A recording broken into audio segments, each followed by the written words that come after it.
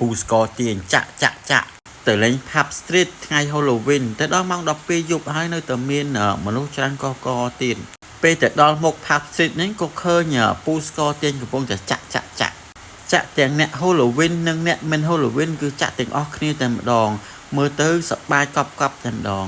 ឃើញកើតហើយចូលចិត្តកើតហើយចាំកាលទាញកាមេរ៉ាថតយកតែម្ដងទាំងខ្ញុំទាំងគេឈោមើលកើតចាក់បន្ទាប់មកក៏ដើរចូលទៅក្នុងបន្តិចក៏ឃើញស្រីស្អាតកំពុងតែថតរូប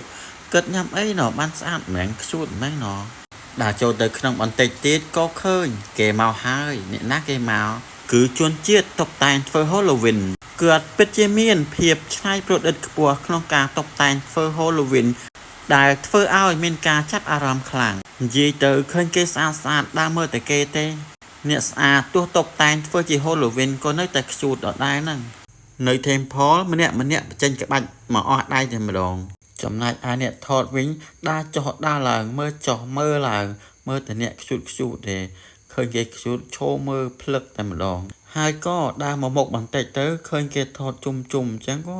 ចូលទៅមើលគេទៅគេបកកែមាន concept ធ្វើ Halloween ដែលប្លែកពីគេហើយគួរឲ្យចាប់អារម្មណ៍ថែមទាំងមានដៃពីងទៀតសុំសរសើរពិតជាពូកែច្នៃមែនមានគេឈោថតគាត់ច្រើនបន្ទាប់ពីថតកន្លែងនឹងហើយខ្ញុំក៏ដើរទៅមុខបន្តិចទៀតមានអារម្មណ៍ថាឃ្លានណាស់តែអត់បានចូលញ៉ាំអីទេតែតែរវល់ដើរមើលគេអញ្ចឹងឯង